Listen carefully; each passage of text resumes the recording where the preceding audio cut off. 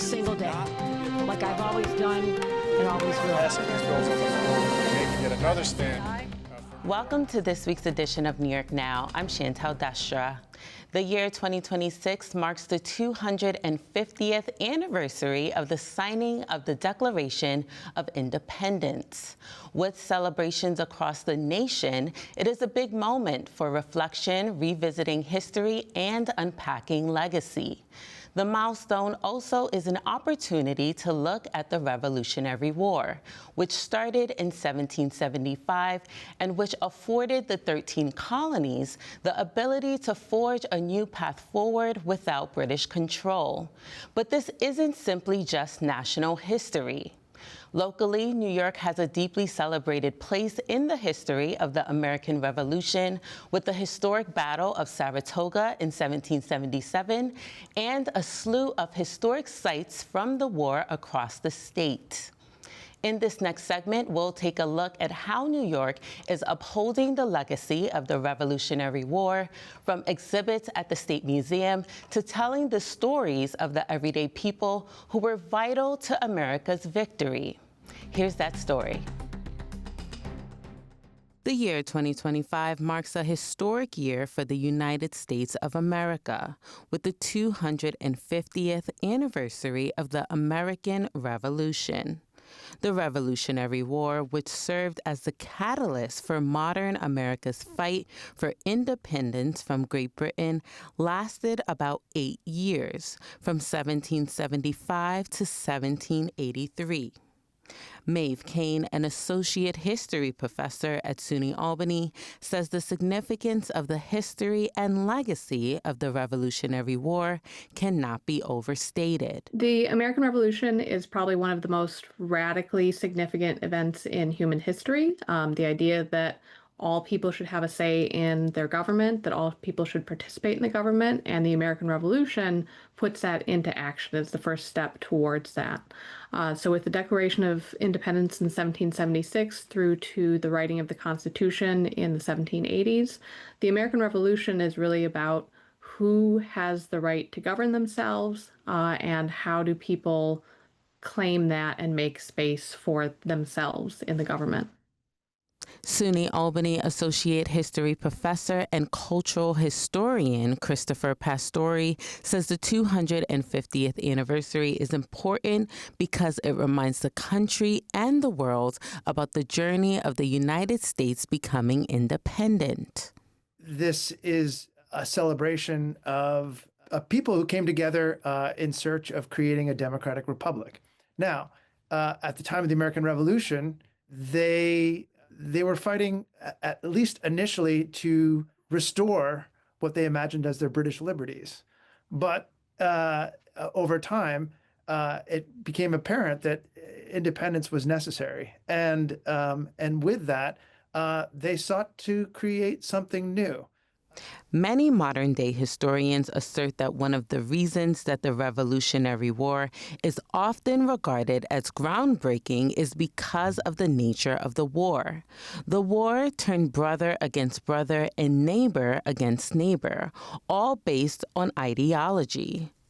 Americans were met with a choice between fighting for independence or being British patriot loyalist. Christopher Brown, a British Empire historian and professor with Columbia University, underscores that significance. I think people need to understand that the American Revolution was a real war, with, over the course of 8 years, which is a long time, more than 100,000 dead on both sides, British, patriot, loyalist, Native American. Sometimes the ideals and the values that come out are legacies of the revolution. We forget just how bloody it was. And it was really neighbor versus neighbor. In some ways, it was even more of a civil war than the Civil War, because you had communities fighting with each other, not just a kind of sectional division between North and South. And Professor Pastore underscored the sentiment that the Revolutionary War was more than a war between the colonies and the British Empire. It also has deep history involving New York State. The American Revolution wasn't just a war between the colonies and Britain itself. It was a partisan war of neighbor versus neighbor, and we see this in sharp relief in New York, where patriots and Tories were fighting one another. Up and down the Hudson River Valley and across New York in quite often quite violent ways. In New York, the state's role in the Revolutionary War is one that is not just acknowledged, but also celebrated. Historians see New York as playing a central role in the war. One example of the state's role is the infamous Battle of Saratoga in 1777. Historians also point to the Sullivan-Clinton expedition as another New York pivotal moment in the war. New York is the key to the continent. The British knew that if they lost the geography of New York, they would lose the war. So that's why you see some of the major campaigns fought here. The New York campaign in 1776, the battles of Saratoga in 77, and the Sullivan-Clinton campaign of the Continental Army against the Haudenosaunee or Iroquois in 1779. Like, New York is the revolution. New Yorkers understand that New York played a pivotal role in the American Revolution. If we think about a major turning point in the War for Independence, we could say that Saratoga, again in 1777, was this, again, a pivotal point in the war that showed that Americans could beat British troops and that the war could be won by Americans. And as a result, this brought France's involvement. And so without French help, it's doubtful that Americans could have succeeded in the way that they did. To commemorate the 250th anniversary of the American Revolution, the New York State Museum will be debuting a Revolutionary New York exhibit. Aaron Noble, who serves as a senior historian and curator with the New York State Museum, unpacks the exhibit. So we're incredibly excited that we're finally seeing the process come to life and to be able to present this work to the New York visitors. The exhibit will focus on New York as its pivotal central theater of the American Revolution, the fact that the turning point of the American Revolution happened just north of Albany at Saratoga in 1777, and that New York's revolutionary story really covers the entirety of the conflict from 1775 to the evacuation of New York City in 1783.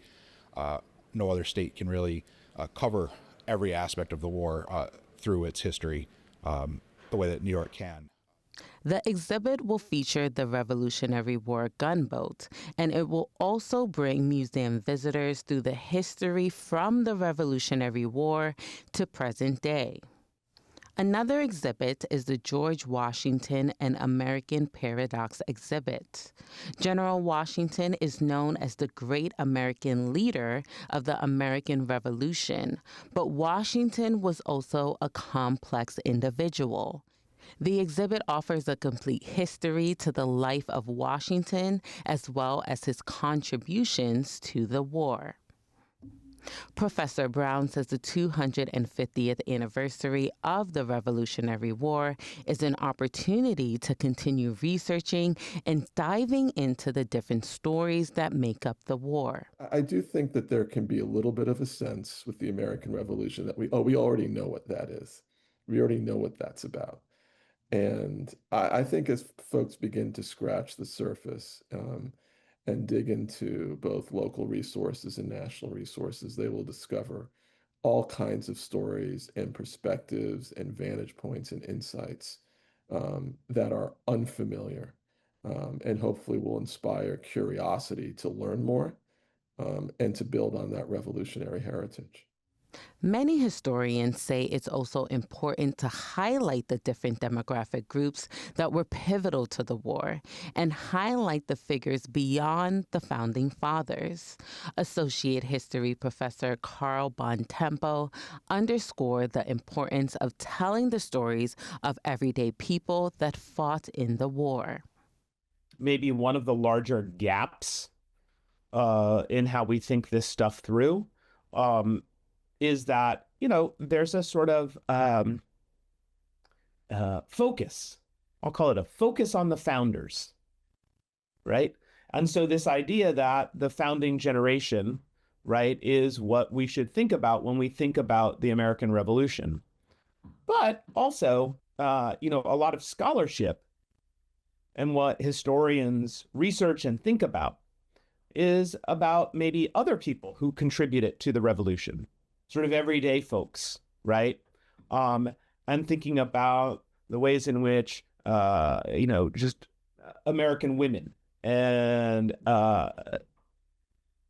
enslaved African Americans, free Blacks, also Native Americans, all played a role in that revolutionary moment, right? And I think sometimes I wish that part of the story was more part of the public's discussion. Because I think what happens then is that we end up sort of lionizing the founding generation. And you turn them almost into the statues that we see of them. And statues are hard to relate to. And with the rich history of the American Revolution, historians can agree that so much can be gained from unpacking the impact and legacy of the war in present day. They assert that it's important for historians to continue looking at that history in the years to come. There's so many lessons to be taken from the era of the war. And America has always been an experiment and also an aspiration. And so in that sense, the American Revolution is really never ending. And for more on how New York is upholding the legacy of America's 250th, you can visit our website. That's at nynow.org. And when looking at New York's place in the American Revolution, we also have to consider just how the state is preserving the many sites that were central to the war across the state. In this next segment, we'll sit down with Daniel McKay, who serves as the Deputy Commissioner of Historic Preservation with the state's Parks Office. We spoke at length about how the department is informing New Yorkers that these sites even exist and the plans to ensure their upkeep in the years to come. Here's that conversation. Thank you so much for speaking with us. Happy to be here. Now, as we approach the 250th anniversary of the American Revolution, can you help us understand the role of New York in that history and legacy? New York State is at the heart of the American Revolution. And while Massachusetts lays claim to the start, Lexington and Concord and the Boston Tea Party, and Virginia claims the last major military engagement with the British, everything in between happened here in New York. The social history here, the military history, the families that were torn apart by siding, by being split, by siding with both the British and with the colonists. It's complex, it is rich, it is deep, and there are sites across the state that have that story to tell, and collectively tell that story quite effectively. Can you tell us about some of the historic sites of the American Revolution that are in and around the state? What are the significance of these sites? So starting with New York State Parks, there are over 50 state parks and historic sites that have some connection to the Revolutionary War. And, there's the signature sites like Washington's headquarters in Newburgh, and then there's sites like right here in the Capital Region. You've got Schuyler Mansion, where Philip Schuyler of Hamilton fame, lived his life as a family man, as the owner of enslaved people, as a general in the American Revolution. A very complex history in that family. It also includes sites like Fort Crello across the river in Rensselaer, which is the site where chronologically you would probably start your tour through the historic site system, because that site is dedicated to the Dutch colonial period here in New York.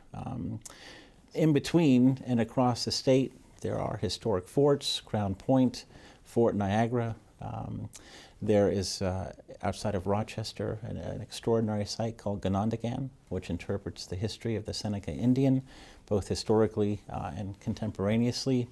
And the experience of the Native Americans in that time frame is complex. There were Native American tribes that sided with the colonies, and there were Native American tribes that sided with the British. And the interplay just on that Native American issue spanned the Hudson, from the Hudson River to the Great Lakes. So it's a very deep, rich, complex history. Can you tell us about the work your office is doing to preserve and maintain these sites? Sure. These are obviously sites that require a great deal of stewardship, and that work begins at the regional and site-specific level with highly competent staff, interpretive staff, site managers who have been engaged with their regional directors and with my office, which sort of provides technical support to the historic site system. And so we are overseeing interpretive programming development, new exhibits, creating and fabricating new exhibits for installation at those sites, and also advising on what type of repairs or improvements sites need, not only to steward a historic property, but to create ADA access and meet other accessibility challenges. So the totality of that investment is significant and ongoing. Yeah, I can imagine.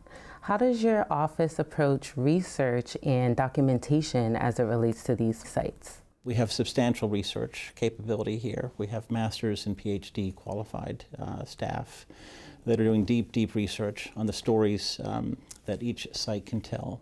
And there has been, I think to date, a fairly predominant main narrative, which has tended to focus on the owners of the property, the founding fathers, whether it be John Jay or others that are the Livingston family. And what we've tried to do over the last decade is actually shift the focus, not away from those primary characters, but to elevate the secondary, the additional stories on site. So the stories of the enslaved people who supported the working farms of like founding father John Jay.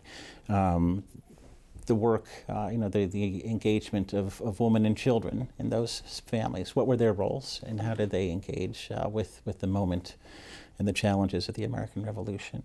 You can move through our historic site system chronologically and follow the story. You can also move through it thematically. And it's the ability of our site system to hand off a visitor from one site to the next. But it's also it's our intent to be able to pass a visitor off to a locally owned site or to a national park site, so that all these sites begin to blend together. I mean, in total, there's probably over 200 publicly owned sites that have a Rev.War historical connection, and they each have an authentic story to tell. Given that rich history of the American Revolution, I was curious how your office was ensuring that visitors of these sites are understanding the complete history of the American Revolution, and especially, as you mentioned, all of the different types of people and groups that were pivotal to that war. The agency, the division here, which I oversee, has made a commitment to what we are, a complete history approach. And it's one that does seek to intentionally elevate additional stories at any particular site. And what we have chosen to call it is our whole history. And that approach, one that we are hoping to further formalize sort of agency-wide, is one that is committed to the basic concept that there is a richer, deeper history to be told about virtually every site. And how does your office balance the sometimes competing interests when it comes to preservation of the sites, but also encouraging, visitation to these sites? Yeah, it's an interesting challenge. The preservation of the sites is paramount. It's one thing to go to a singular museum to learn about the American Revolution, and so there are obviously museums and exhibits that intend to deliver those facts. We think the authentic experience is out in the field. It's on the location. It's on the hillside. It's with the view that Washington had in the 1700s in Newburgh is geographically speaking largely intact today. Yes, there's modern construction and buildings in that viewshed, but his view of the Hudson is still intact there. His view south down to West Point is still intact there. So I think there's something to be said about preserving building and infrastructure and viewshed, which our agency is very committed to. And how are you hoping to ensure that future generations keep a connection to that history of the American Revolution and just, the legacy of the war? Yeah, we are building a great deal of digital content, and that is designed to, what digital content gives us is the ability to be nimble, to adapt and incorporate new information as it is researched and published. And so it also extends the footprint of the historic site system. I mean, it extends it globally through the internet, but I feel like the intent of that digital content is to, you can only fit so much information in a display case or so much information in an exhibit. And so the digital content allows people to access primary documents, see the sources where we are generating our content from, follow leads down interesting rabbit holes to other pieces of the story. And so that digital content piece is something that we have really shifted focus to. And we're actually going to be using some of the Rev 4 New York State 250th Commission allocation to further expand the digital content platform. We have about 3,000 pages of content that we will be putting up fully onto the web that tells the full history of New York during that Revolutionary War period. Very important work, and we really appreciate you taking the time to speak with us today, Commissioner. Thank you very much.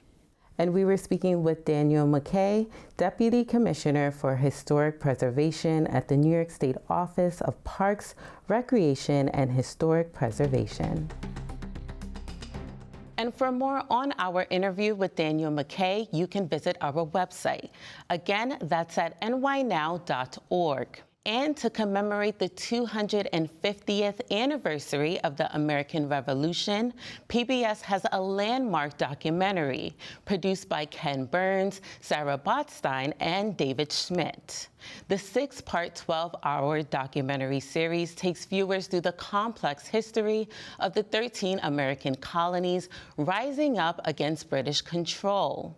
In this next segment, we'll see a trailer from that film. Let's take a look. From a small spark kindled in America, a flame has arisen, not to be extinguished.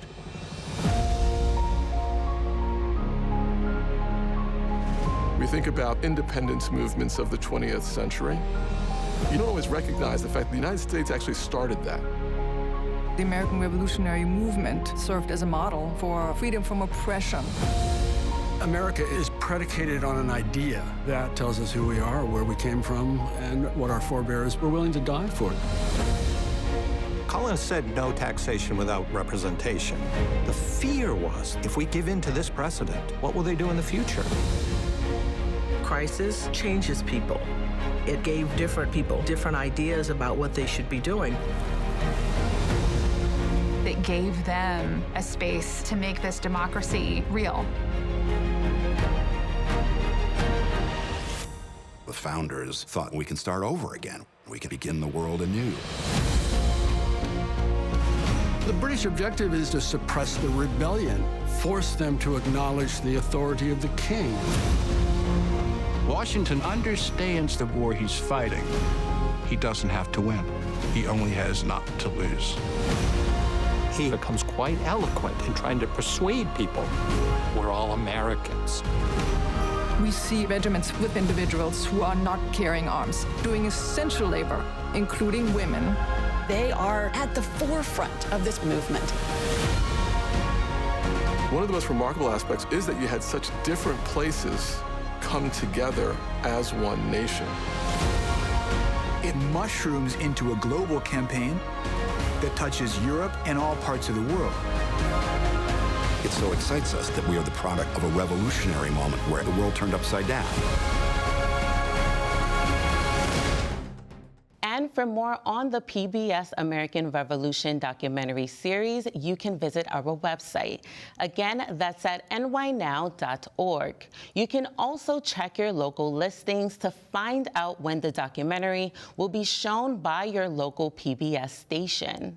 Lastly, for exclusive content, you can always subscribe to our newsletter by going to newsletter.nynow.org or by scanning the QR code on your screen.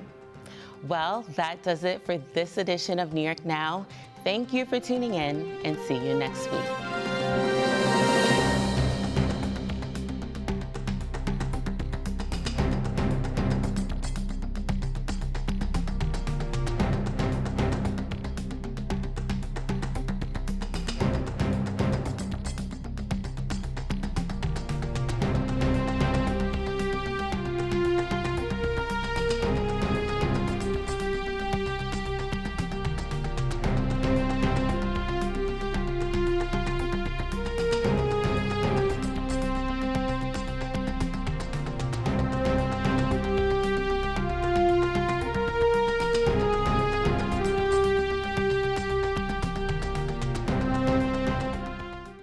Funding for New York Now is provided by WNET,